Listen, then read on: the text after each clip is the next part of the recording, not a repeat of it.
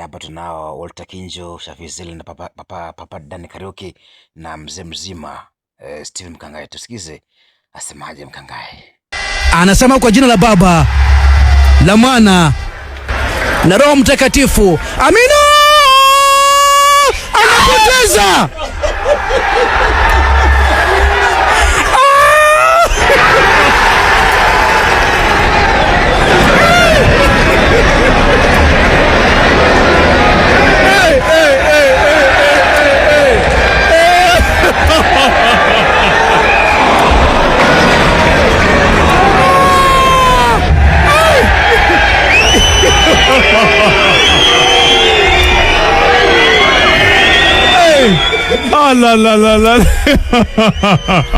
Anapoteza penalty Bruno Fernandes.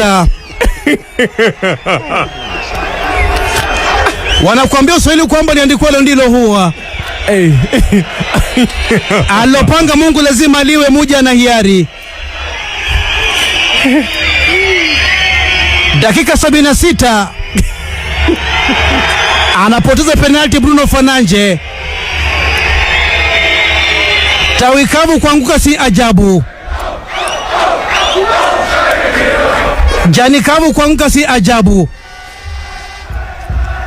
Mdomo wa Kinjo ni kwamba Ruben Amorim atafika mwaka ujao. Bruno Fernandes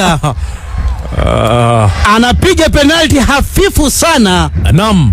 Hii ni penalty Fedhu Kutera angefunga. Aha. Hii ni penalty Erastus Kibona angefunga. Naam. Hii ni penalty Oguso angefunga. Hii ni penalty ingefungwa na mtu yeyote. Dakika 77 ya mchezo. Naam. Kuna tulia. Kuna waka moto. Bruno anapoteza penalty maridadi.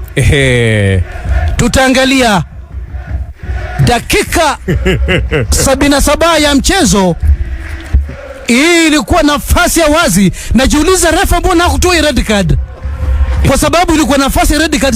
Sielewi mbona refa kutoa kadi nyekundu.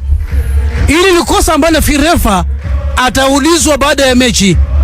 Refa na VAR wanafanya maksudi kuhujumu timu moja.